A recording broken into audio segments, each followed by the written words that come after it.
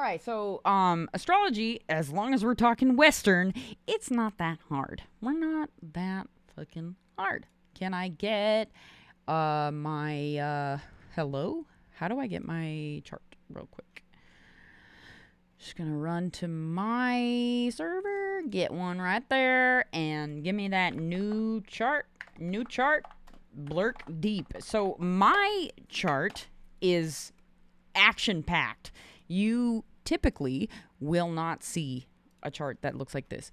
Let's go back into the this place. Okay, so most charts that you get are like this. Easy. This is what I'm working with, and I'm trying to get to the next level. So a lot of these symbols, hey, you don't know what symbols are? You don't know what a symbol are? You don't know what a symbol is? Astrology symbols. And you're looking for the Wikipedia. Right here. And then you scroll down. And here's all the zodiac signs. You got that. But, you know, the planets get a little weird. And then even further down, these are asteroids. I use these four religiously. I've been using them. But then there's the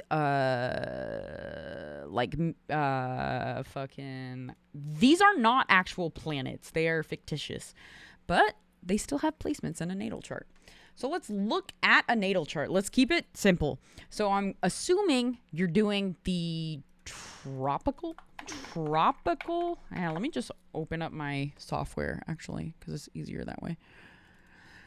Tropical, Placidus, geocentric, and those words. So geocentrics means how it's measured where you are living. Geocentric. There's heliocentric too. Like geocentric is the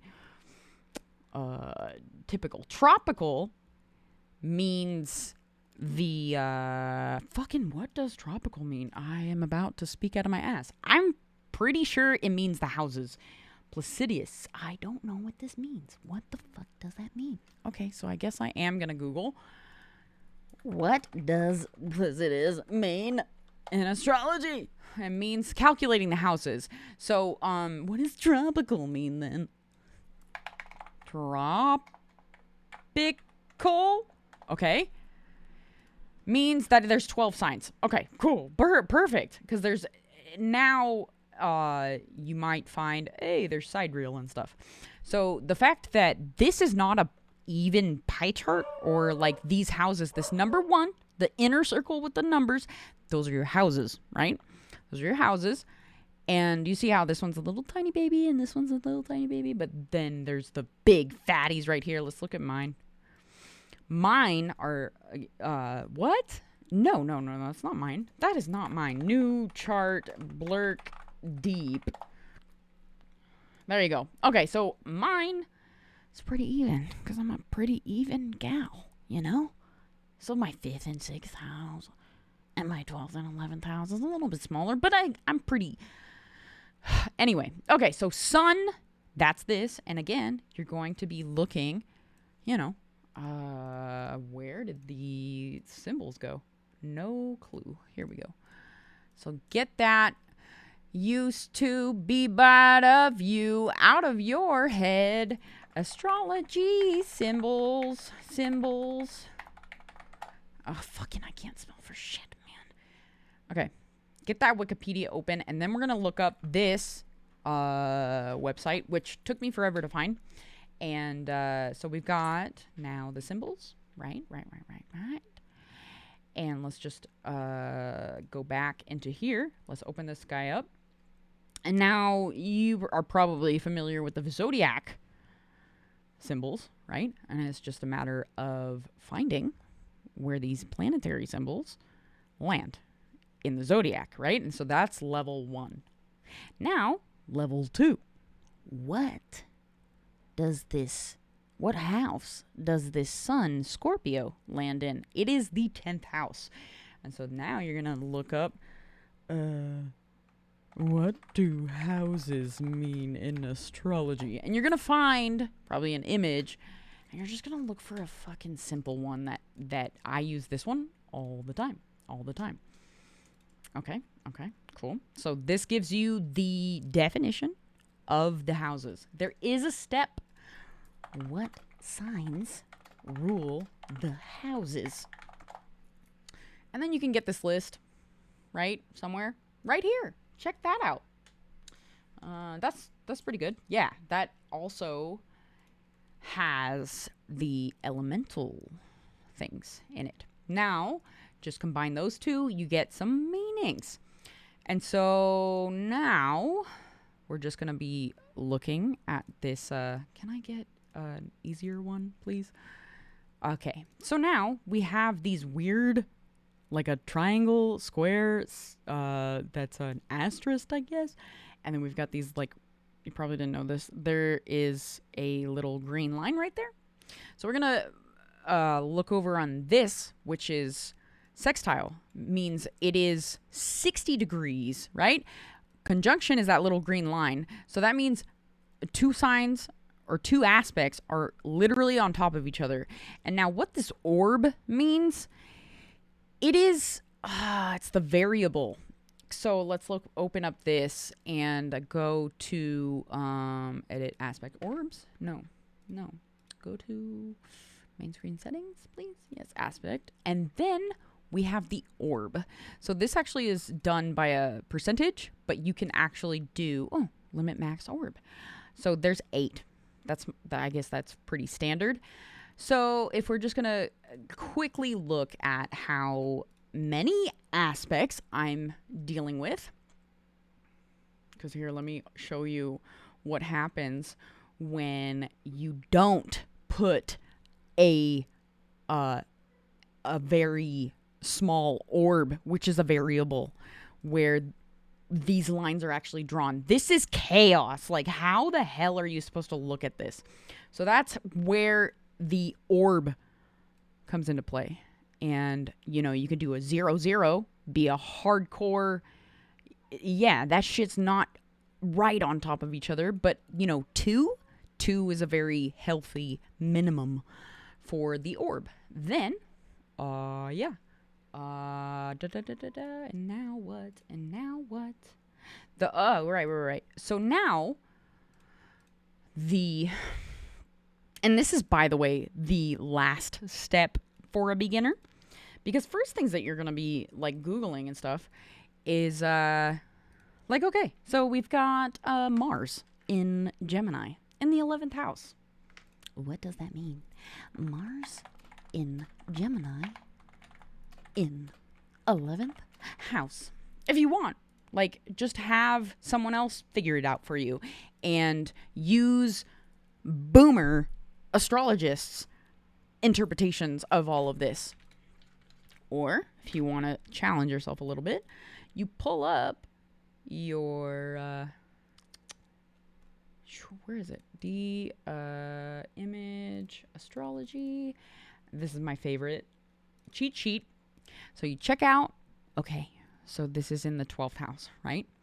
And what this is like a transmutational feeling, like self-sabotage, but it's also transcendence.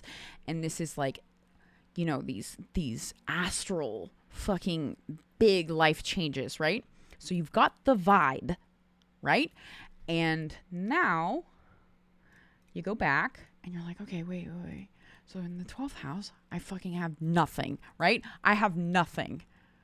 But what is in the 12th house is that Sagittarius. So my spiritual growth, descendant into ascendant, transmutational vibe takes on a Sagittarius feel.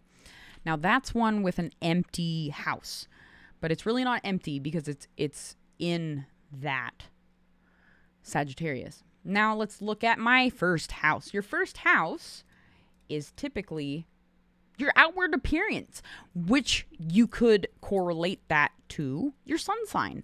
This is outward showing, expressing. People see you and feel you that way, etc. So actually there's 4 things that aren't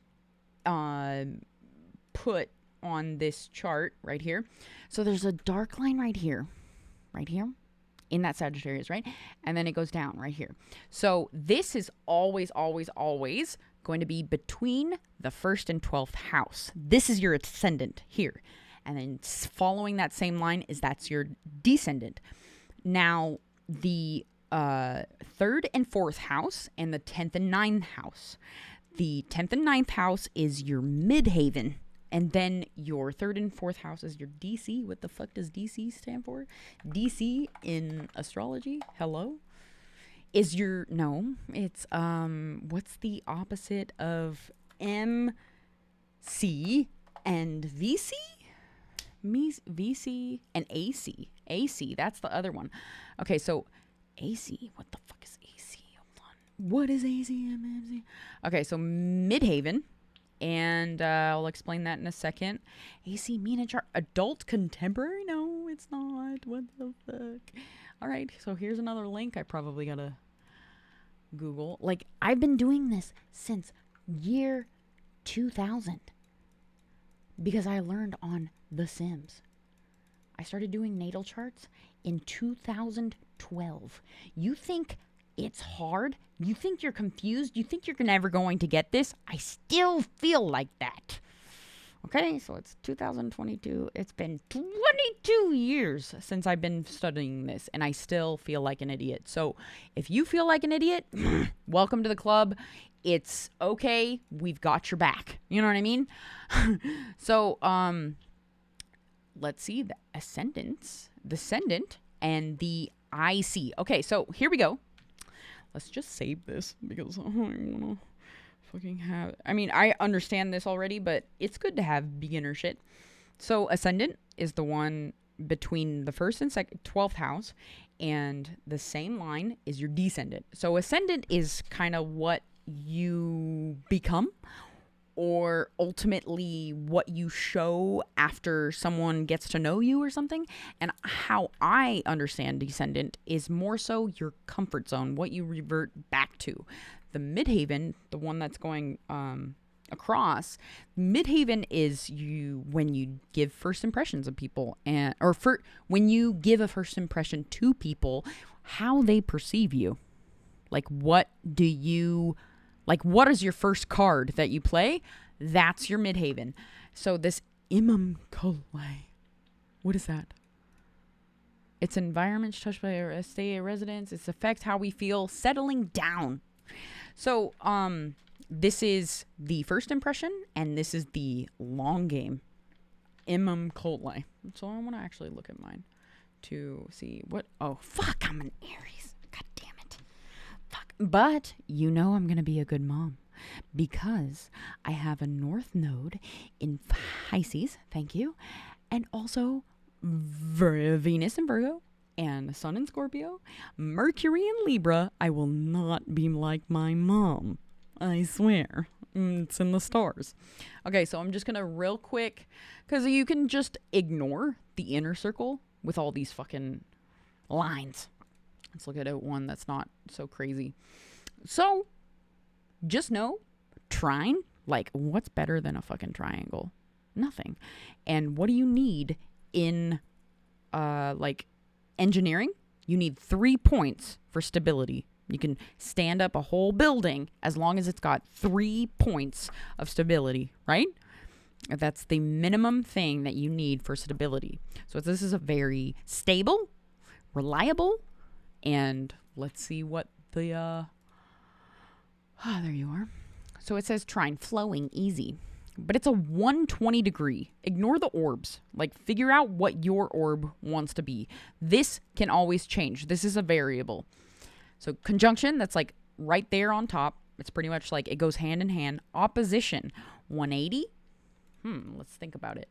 So if somebody is walking in other direction as you could say, you're working against me in some situations. Or, doing more work for 2 hands type thing. I guess 4 feet. Because I like to yin and yang. So this is a balance. And what is more balanced than a perfect diameter? I don't know. So square. I'm sure you've heard this term before. Don't be a square. And what does that mean? What does don't be a square mean? It means... Hello? Can you just give me an answer that I agree with? Don't be unfashionable. No, it's awkward. Square or point Dexter squares awkward?